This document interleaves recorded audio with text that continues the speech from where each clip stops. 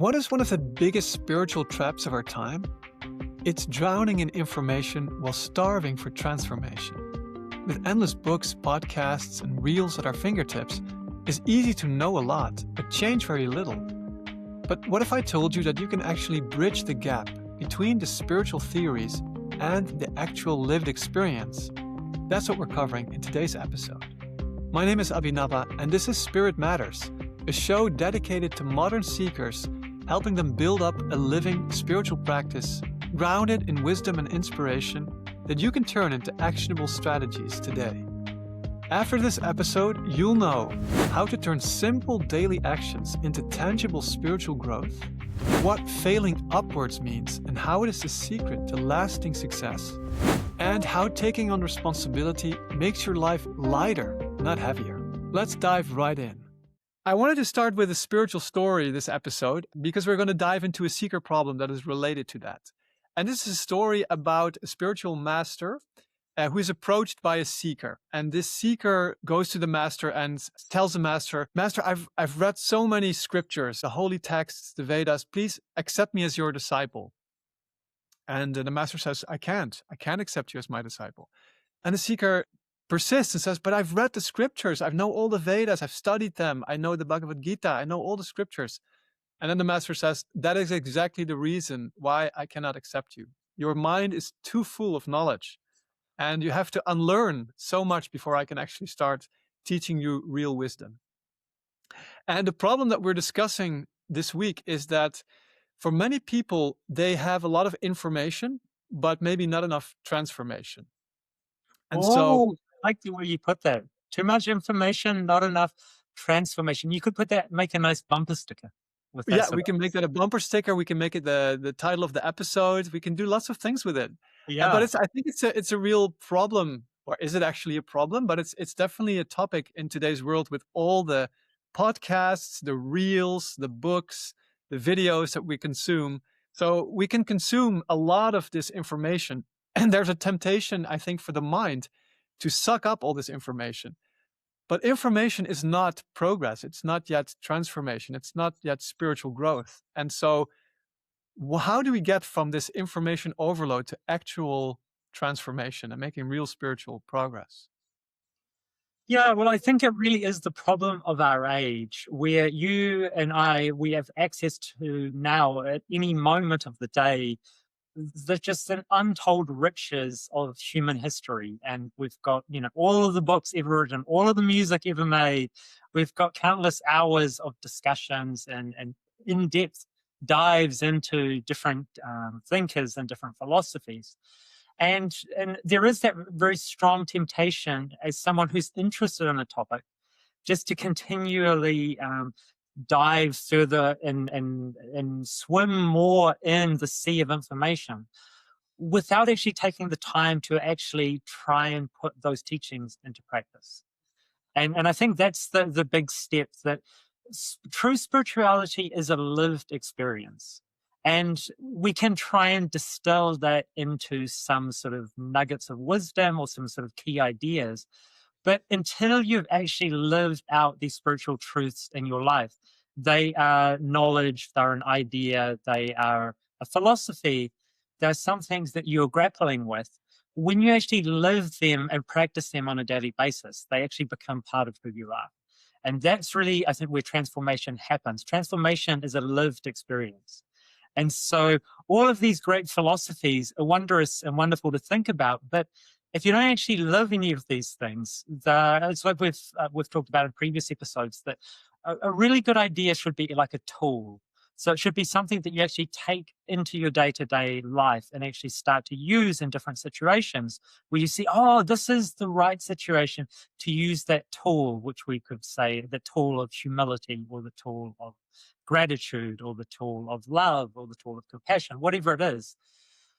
And I think that is what we're pointing to, that there is a disconnect between knowing things and doing things. And it's like if you have a musical score, the music on the page is not that the music. It's just a notation of that music. And it's only when you start playing it and performing it with actual instruments and an orchestra that the music becomes alive and becomes real music. And so I think it's the same with spiritual knowledge, if there are words on the page and you read them, they're not yet that lived experience, and you actually need to put that into practice. But that Yeah. is a challenge, right? How do you put those things into practice? Yeah, and even more than a musical text, I could say that the spiritual teachings is like a map. And so when you're given a map, you can look at the map, you can study the map, and you can say, okay, this is where I am, this is where I want to get to. But you never walk on the map.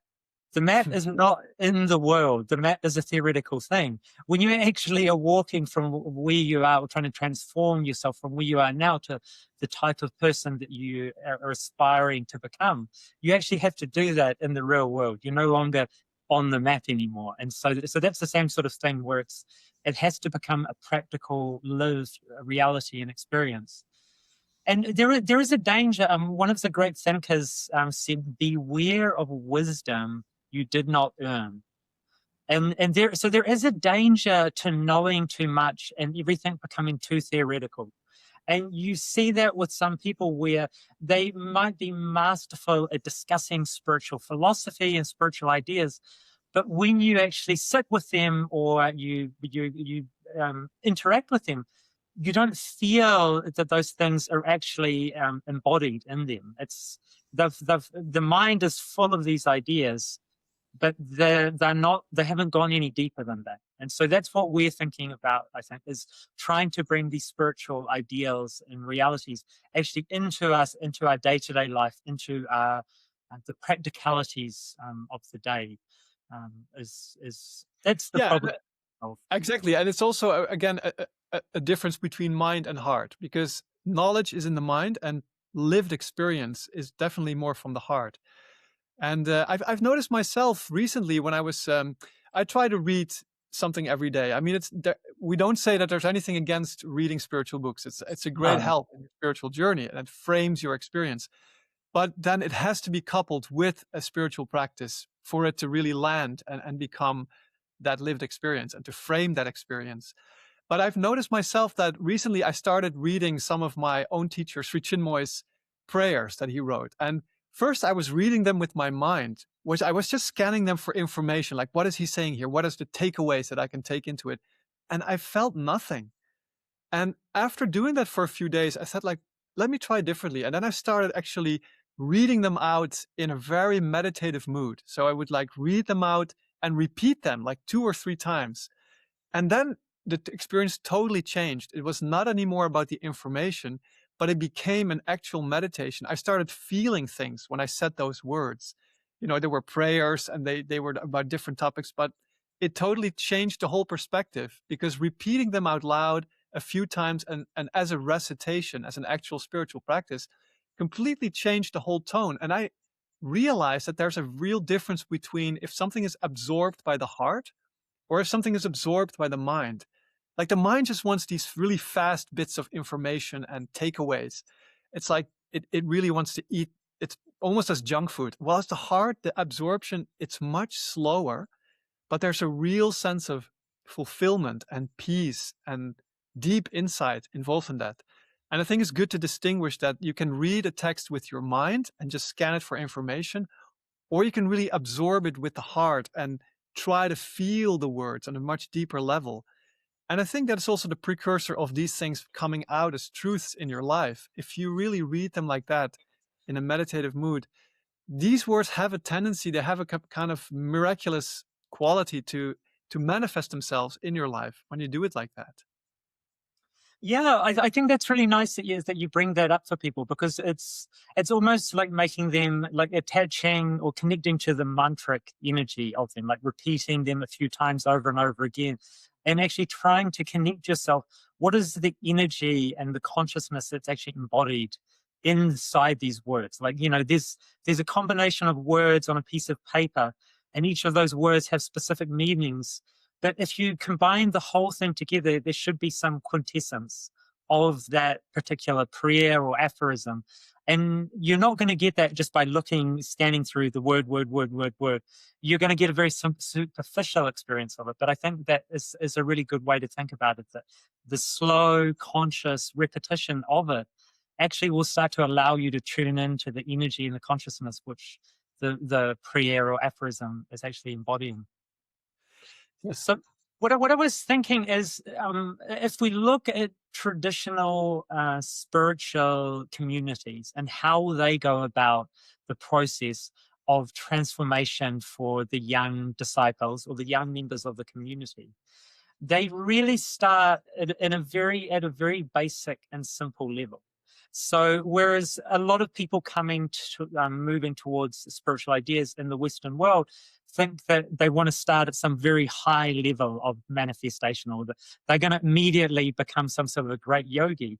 In the East, that's not even a consideration. It's like when you join the ashram, your major responsibility might be chopping vegetables, or it may be sweeping the hallways in the courtyard, or it might be chopping the wood in winter. And I think there is a very strong case to be made that it takes a lot of time and practice to bring consciousness into your day to day activities. And the more complex your day to day activities are, the longer it actually takes for you to learn to bring a depth of consciousness into those activities. So if you immediately think, okay, in all of my interactions with, say I work as a lawyer, and I think, right, I've started practicing spirituality. Now I'm going to bring these spiritual qualities into all of my interactions with all of the different people coming to see me. Immediately, you're going to run into problems because you haven't done the groundwork of bringing your full awareness and consciousness into the most basic behaviors. You're already trying to jump ahead and get to the really complex and advanced behaviors and trying to bring your full awareness into that. Whereas if you started and thought to yourself, right, when I walk to work today, like, I'm going to catch the tram, and when I walk to the tram and when I walk from the tram to my office, that is going to be my practice for today. I'm going to try and bring full conscious awareness into my walking. And that's something that you probably could do right now. If you think that, right, when I get to my office, I'm just going to be in my highest consciousness while I'm interacting with everyone and I'm doing all of my routine responsibilities, you're going to fall down in the first 5 minutes.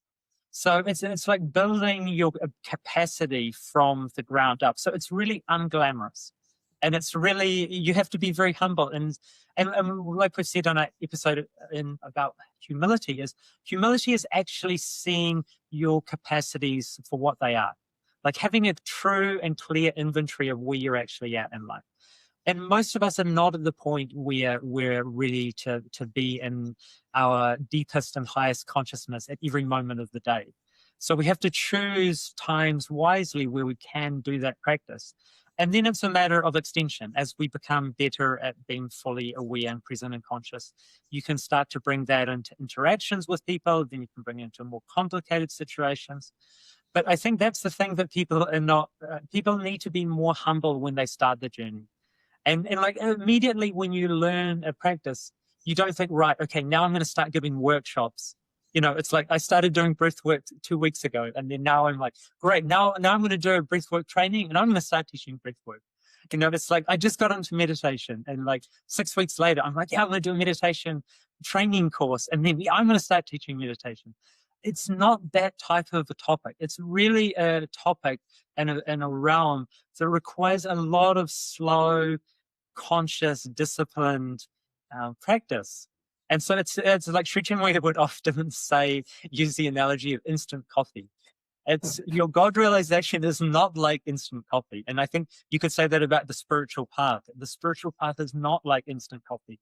It's not like you do a course, you do a couple of weeks in practice and think, right, nailed it. Now it's time to start teaching others. Yeah. Yeah, we live in a society where that is like the norm, right? It's instant everything. We push a button and it's there. And Yeah. fortunately or unfortunately, as Sri Chinmoy also used to say, the spiritual life is not like that. It is slow going. It is slow and steady. It is grinding out that practice. But how do we guard ourselves from it becoming really tedious and boring? Because it's the same routines every day. And I understand this tendency to kind of, look at very different sources of information and kind of make it more interesting that way, looking for different perspectives. How do we deal with that?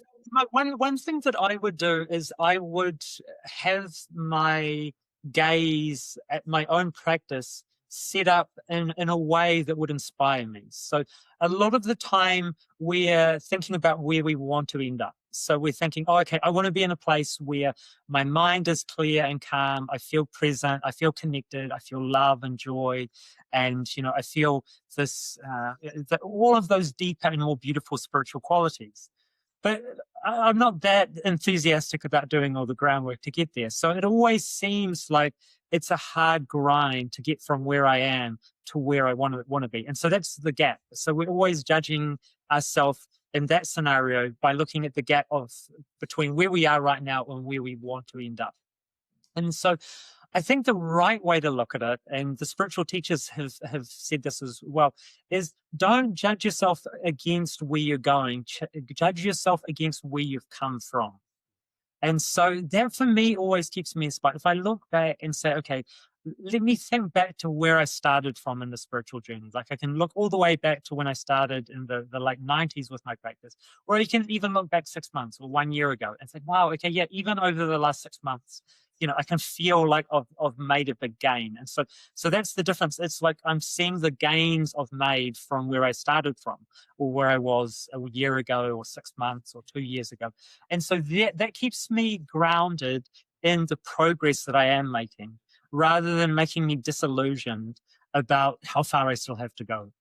I like that. I like that a lot, because it's a real trap to think like, oh, I still haven't got that peace, that utopia that I've dreamed for myself. I must be doing something wrong. I must change the practice. I must look at a totally different way. And Yeah. yeah, that's right. And it's so wise to look back and see, oh, a year ago I had much more doubts, or I was much more insecure, or I had much more, whatever it was, fear, or those kind of qualities. And you see that if you do practice, they do diminish, and your good qualities, they do increase. And that is super encouraging if you can track your progress. It's also what Sri Chinmoy told us time and again, like look back at when you started, look at how much progress you've already made. And that gives you joy and inspiration to continue going, because you know that if you continue going, you will still become a better and better version of yourself as your practice ticks along. And the other thing that is connected with that is we don't actually know what it looks like for someone actually to have made radical spiritual transformation inside their own lives.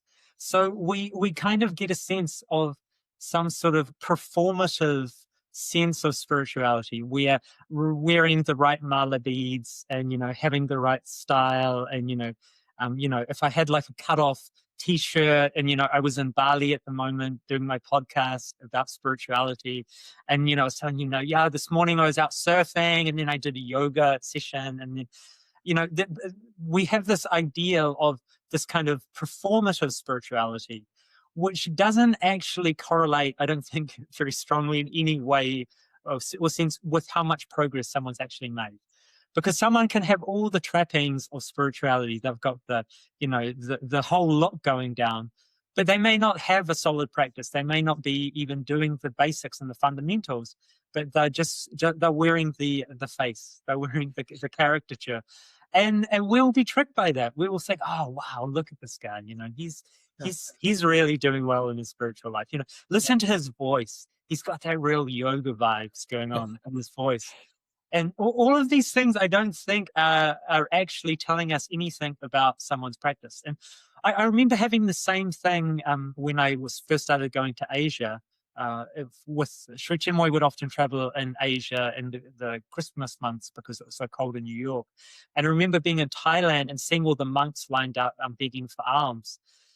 And at that point, I still had a strong connection of feeling for the Buddhist tradition, and I'd see these guys in their robes and being out on the street and, being so humble and beating for alms. I thought, wow, these are the real spiritual guys. And look at these guys, they have no material possessions and they're living at the monastery. It's like, wow, like that's serious. That's hardcore spirituality.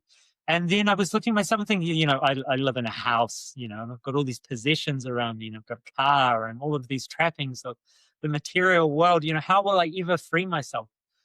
But what I didn't realize at that point in my life is that these young monks so many of them were waiting until they were 18 so they could immediately leave the monastery and go to Bangkok and, get a cell phone, get a job, get a girlfriend, and, start living the real materialistic life.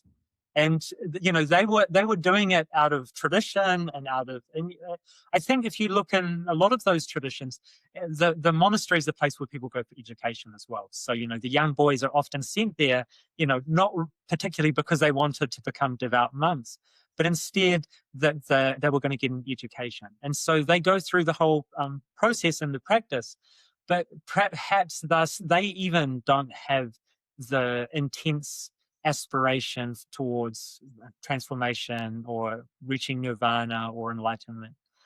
So it's a real trap, and especially for those of us in the Western world, it's very easy to look at some other group of people and think, wow, look at them. They have the whole look of spirituality down. Whereas, if you're living in Northern Europe and it's cold and you're biking to work in the snow and, making waffles, you can think, wow, is this really what my spiritual life is all about? That perhaps that's exactly what it's all about. I love it. I love biking through the snow and going to bake waffles. I mean, that is my spiritual life at the moment, and Yeah. it's wonderful. And it's because it all comes down to having a living practice. Because a living practice is so interesting and magical and real that you don't worry anymore about how it looks on the outside. I mean, that's ultimately what it boils down to. And I think what helps a lot is to stick with a practice. And really, when you choose a practice, stick with it for a reasonable amount of time. And I'm reminded of this story, maybe we told it before in a previous episode, about this guy who's inspired to build a well in his village. His village doesn't have a well, they have to walk miles to the river to get water. And he says one day he wakes up with this brilliant idea: I'm going to dig a hole and I'm going to make a well for our village. And he starts digging. And after 2 hours, he's dug quite a big hole, but no water left there. And somebody passes by and tells him, hey, great idea, but you're digging in the wrong place. You got to move to the north of the village. The ground is much more fertile there. You'll find water. So he does that. He moves to the north, starts digging the well. After 2 hours, a big hole, but no water, not a drop. Then another person comes by, a farmer, and he says, oh no, you have to go to the east side where I'm tilling the land. That's where you'll find water. Now he goes to the east. He starts digging, 2 hours, not a drop of water. And he becomes totally frustrated. He gives up and he starts to lament his fate. And then this wise person comes by, the wise man, and sees him sitting there totally despondent. And the wise man asks him, my son, what is the problem? And he explains, well, I'm trying to build this well and I've been digging here, there, and everywhere, but no water. And then the wise man asks him, how long have you been digging? And the guy says, 2 hours. You see here the hole? It's like 3 feet. And then the wise man starts laughing and said, you're a fool. You've not dug deep enough. If you dug for 2 more hours and made the hole 6 feet deep, then in any place where you would have dug, you would have found water. It's not, every place is good, but just you gave up digging too soon. And so that is the idea of going through different practices. In California, they call it guru hopping. You try this guru for some time, for a few weeks, and then you try another guru for some time. And everywhere you get this little thrill in the beginning because it's new information. It's a new spiritual approach. And you get the sweet little fruits of that. You get the sweetness. But then after some time, every spiritual practice becomes hard. You have to face the shadow. You have to face your imperfections. And that's when people often give up and they go to some other place to get that little thrill of excitement again, of this new insights. And that's the same. We're all digging holes, but we're giving up too soon if we move on to a different practice. Instead, if we just keep on digging in the practice that we are, we will find the water. We'll find that life-giving water of real spirituality. Yeah. And that's also, I think, what we need to, especially in this age of constant overload of information, it's really good to stick with the practice. And how many years do you think is a reasonable amount of time to stick to one practice before you consider changing? 15? Wouldn't it be great? Yeah, 15, I think it's a good start. But, if you're really serious, go for the lifelong practice, Yeah. Yeah.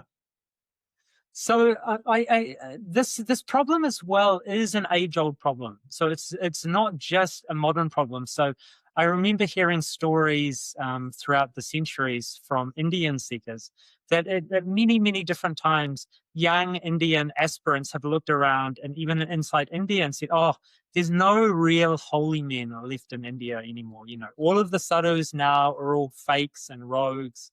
and the true holy men have disappeared now. And I did have this wonderful experience that I was in Haridwar, which is one of the most sacred cities on the Ganges River. It's where they have the Kumbh Mela, the biggest Kumbh Mela, every 12 years. So very sacred place. There's a Vishnu, one of Lord Vishnu's footprints is next to the Ganges there. And so it's a place where thousands and millions of people come on pilgrimage. And so I was there bathing in the Ganges, and one evening I'd been meditating and bathing in the Ganges, and I was returning home. And most of the sadhus, the holy men, are relatively recognizable because they're a little bit disheveled. You know, they live outdoors most of the year and they're going from place to place. But there was this one sadhu who was very prominent in these beautiful red, like satiny dhoti and kurta. And he really had the whole look of a holy man. He looked like amazing. He had these big grey dreadlocks piled up on top of his head, and he had the mala beads. He had the whole look going down. And he'd come up to me a couple of times already and asked me for a donation. And immediately I got the sense that this is not someone who's really practicing the deepest and the most sincere form of spirituality. He was someone who was dressed up with a yoga face. And, you know, he was doing a very good job of it. And at some point, I decided I was going to go home for the evening. And I was in a rickshaw, a cycle rickshaw, and we were just leaving the marketplace. And he saw me about to leave, and he thought, oh no, this is my last chance to get some money from this Westerner. So he saw us going, and the cycle rickshaws are really heavy, and the cycle rickshaw drivers, the rickshawwalas, are these really skinny men with really skinny legs. And so for him to get the rickshaw, so I'm sitting on a seat on the back and he's pedaling at the front, to get it up to speed is really hard work. So he's getting up on the pedals and he's pumping like crazy. And this sadhu starts running across the market towards me, and we start biking away. And I look out the back of the rickshaw and he's chasing after us, the sadhu with his shiny satin robes on. And it was one of the funniest scenes I've ever seen in my life, where you've got this so-called holy man chasing after me on a rickshaw, wanting to get some money off me. And at some point we get to the point where he's just holding the gap, and at some point he just gives up, and I wave him. It was a good wave. It was really such a beautiful. Explanation of this age-old problem. Well, they know that Westerners really fall for the the Instagram face, so they know to approach Westerners because I must look the part, I can get a few rupees. Yeah. And Sri Kanti told this amazing story about when he was a young man in the ashram, and there was another young member of the ashram there who was complaining bitterly about the yogis and the sadhus and the holy men, that there was no sincere real sadhus anymore. And Sri Chinmoy was a younger man at that point, and he said, no, there really are. He said, no, there's not. I do not believe it. He said, Sri Chinmoy said, okay, come meet me tomorrow morning. And so he came and met Sri Chinmoy at a particular location. And Sri Chinmoy just revealed just a small amount of his true yogic powers. And then this other boy was so shocked and terrified that he ran away. And yes. he could not handle seeing a true holy man. Yes, I remember the story. Sri Chinmoy actually took away some of his strength. This was a really strong guy. He was a wrestler in the ashram. And Sri Chinmoy said, okay, try to lift up your leg. And he couldn't.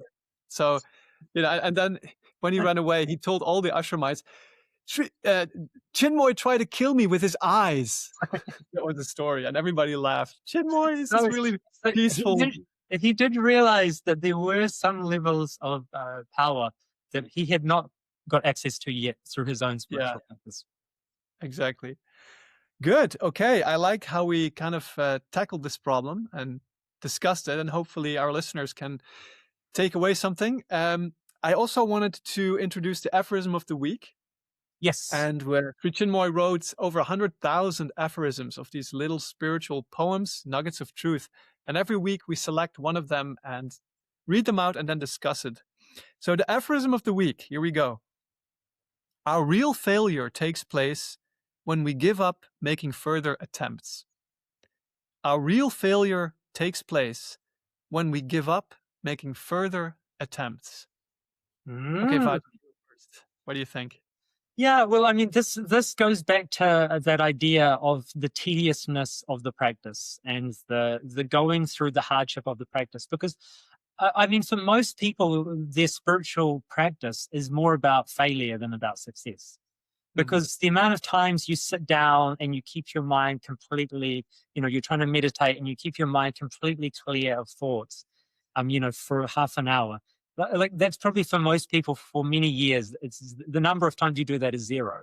So every time you sit down, you're in some way failing repeatedly throughout the meditation. And the meditation, why we call it a practice, is that it's a practice because each time we fall down, we stand back up again. Each time we become carried away by our thoughts, we become aware of that, we return ourselves to presence.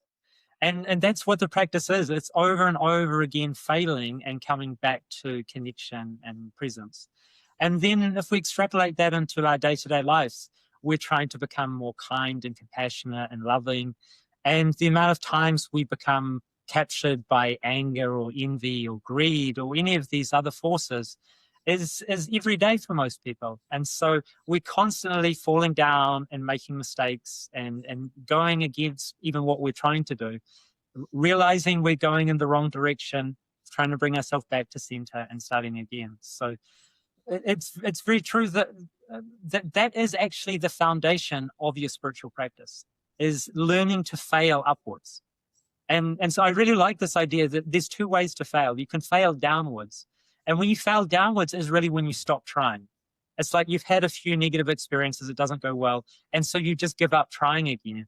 And then so you've gone down and you never come back up. But there's another sort of failure where you can constantly be failing, but you can constantly be moving upwards through your failures, because each of those failures becomes a stepping stone to trying again. To each time you fall down or make a mistake or do something that you feel as though was a wrong action, it was going against what you're trying to achieve, each of those mistakes has a nugget of wisdom. There's some, because each situation is unique. Each time you make a mistake, it's not really the same mistake you've made before. It's a slight variation of mistakes you've made before. And because your life is so full of complexity and unique situations, it's going to take you a long time to figure out how to remain cheerful despite all of the slings and arrows of the world. It's going to take you a long time to figure out how to remain poised and centered with all of the chaos of the world around you.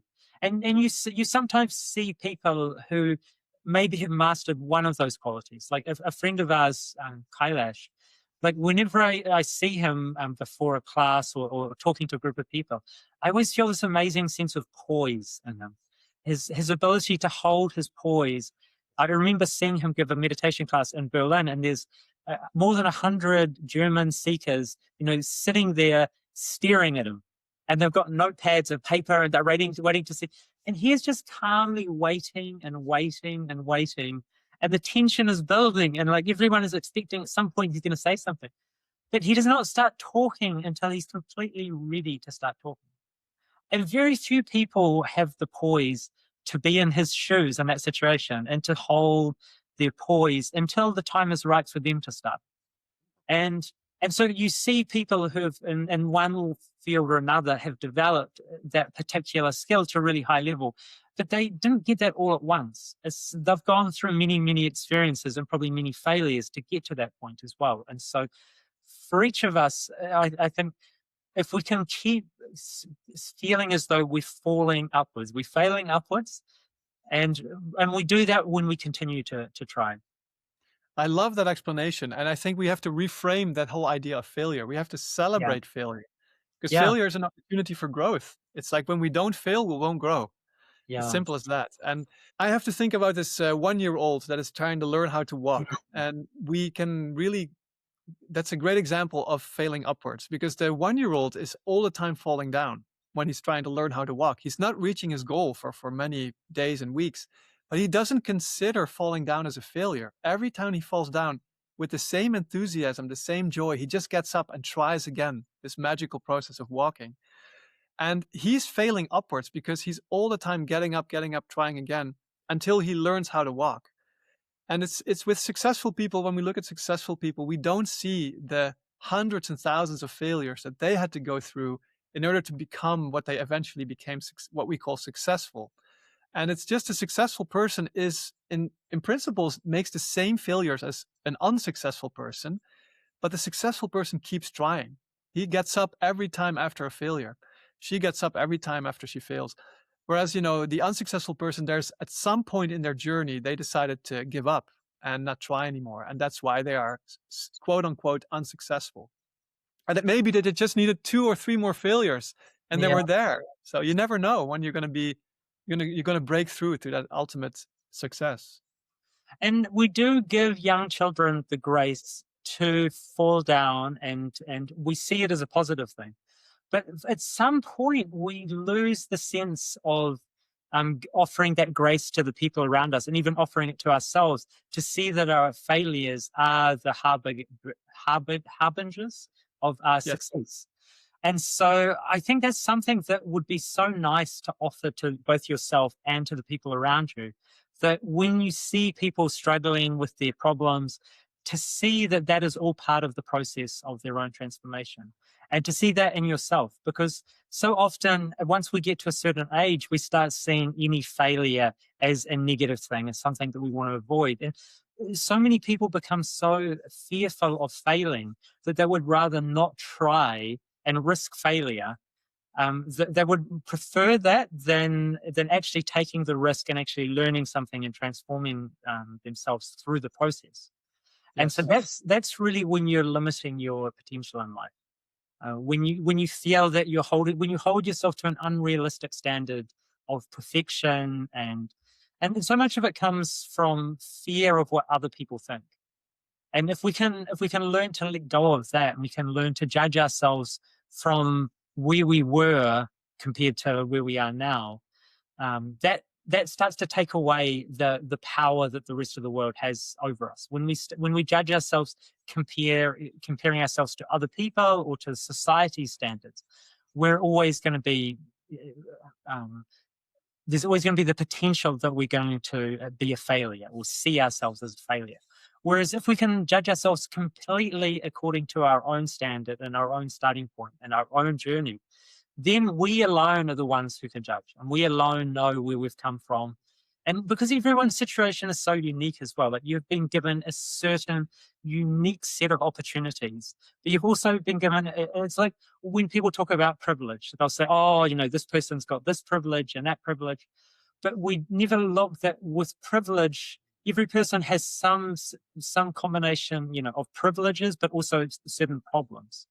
And so someone may have some amazing opportunities in one way, but very often it causes, serious problems in many other ways. And like there's been a big news story recently about David Beckham's family. And David Beckham's son is now estranged from David Beckham, and it's all in the newspapers. And it's a very, very sad situation. And if you look at the young man, his son was born into a family with wealth and power and prestige. And so he had every potentiality in the world. And yet he's still being tripped up by the human relations and, all of the weaknesses that we all possess. And very often we would think, oh, look at that guy. He's got such amazing, he's got every privilege in the world. But, it does not protect you against the problems of the world. I mean, the higher the privilege, maybe the higher the cost. It is a huge cost that this young man had to pay. He didn't have to work for his money, so there's no Yeah. real incentive for him to go out in the world and make a Yeah. living. It's actually a lot of hidden challenges that he has to go through, and we don't Yeah. see that. So We only yeah, see the privilege. yeah. So I really think that's such a foundational idea, is judging yourself compared to yourself. Compare yourself to no one else. Like, use other people for inspiration. Like when you see someone doing something well, like when I see Kailash and I see his poise in front of a group, I think that is a quality I would love to have. To be able to stand there and just be completely poised, like the mountain, Mount Kailash, and having thousands of people standing and looking at you, and storms raging, and Mount Kailash is always holding its peace and poise. And I mean, we have in our community, we have so many people with different strengths and, beautiful qualities. And I mean, each of us and our friends, our work colleagues, we see things in people that we could learn from. And so we should take inspiration from the world, but we should only use judgment to see where we are compared to where we were. That's really the one time I think using our ability to judge things has any value is when we are comparing ourselves to ourselves. Beautiful takeaway. I love it. So now I'm introducing another little segment. I'm going to read out a story, a spiritual story. Yeah. Every episode or every few episodes, we're going to do a spiritual story, and then we're going to talk about that. So this is a story that Sri Chinmoy wrote about. It's called The Heaviest Load. And it's a story where a spiritual master has a group of disciples and they're going on a picnic. And the master has prepared 20 bags for these 20 disciples to carry on their picnic. And he says, okay, here are the bags. You choose the bag that you want. And so the disciples immediately start lifting up the bags and checking which one is heavy, which one is light. And almost all the disciples check for the lightest bag. They just want to carry the lightest bag, except for one. This one disciple checks all the bags and he finds the heaviest one. And that's the one he'll take. So then they start walking, and they walk for 2 or 3 hours to a beautiful place, and they sit down, and the master says, okay, now we'll have our picnic, we'll have our food. And please empty the bag for all the food. And they all look in their bags, and it turns out that the disciple who carried the heaviest bag, it has all the food in it. And so his bag, all of a sudden, he empties out all the food, and he has nothing left in his bag. And all the other 19 bags, they contain sand and rocks and clay and useless things. And so they have their food, and now the master says, okay, let us continue walking to this other beautiful place. We'll have a meditation there. They walk for another 2 hours, and all the while, the disciple who first chose the heaviest bag, he now has the lightest one. And all the others, they have to keep carrying their bags, which are full of useless things. And they come to this other place, they have a wonderful meditation, and then they have another 6-hour walk back home. And at the end of the day, the master gathers his disciples and he says, and he praises this one disciple. He says, this is my best disciple. He consciously wanted to carry the heaviest load, and you rogues, you just wanted the lightest load. And he says, he who willingly carries the heaviest load is always going to be the best disciple. He's going to be, I'm the most proud of him. So I think it's a really poignant story about willingly taking responsibility, willingly taking the heaviest load. And there's some real value to that in life. What's your take on that? Yeah, that was immediately the first thing that strikes me about that story is that in many spiritual traditions, there's this idea that we want to take the heaviest load that we can manage, because by carrying the heaviest load that you can manage, you're using your highest capacities. You're using your fullest capacity towards to move towards the goal, and it's going to allow your best qualities to come to the fore.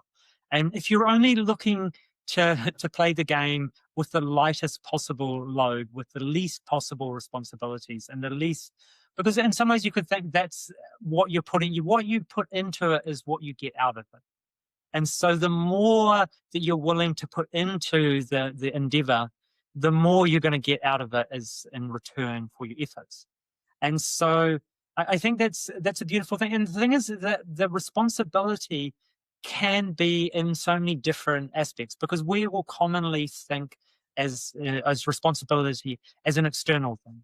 So something in the external world around us, like we'll take responsibility of keeping the temple clean, or helping with putting posters up for the community, or giving workshops, or many different activities for providing food or whatever it may be. And so we'll think, this person's being really responsible because they are, doing so many hours of cleaning and repairing.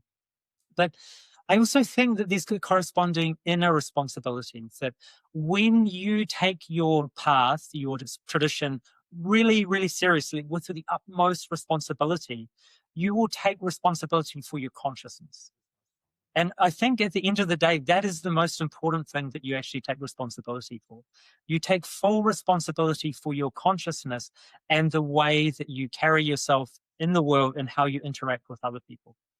And that becomes, so we might start off by taking the responsibility of, putting out the trash and sweeping the floor. But really the highest responsibility is when we learn to take full responsibility for ourselves, our actions, our thoughts, and our intentions at every single moment. And so I think if we look at the sort of the journey, we might start off with our responsibilities being more external things, and we're learning the practice, and we're learning, like we talked about at the beginning, that you have to be willing to take the time and build the foundation. But at some point, the responsibility becomes a truly inner responsibility, where every moment you're taking responsibility for where your thoughts are taking you, and the intention and all of your actions. And Yeah, wonderful. that actually becomes a heavy load, because if you really truly take that seriously, that is a heavy load to bear every day. So that you're going to be at your best at every moment. And I think there's another subtle message in the story, because the heaviest load at some point becomes the lightest load.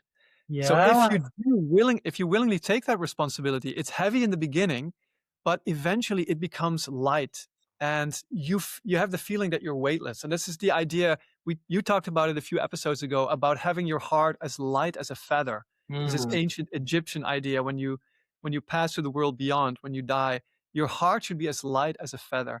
And if you willingly take life's responsibility that is presented to you, and willingly take that up with enthusiasm, then at some point it becomes the lightest load. It feels weightless. And I think that's also another subtle message Yeah. of the story.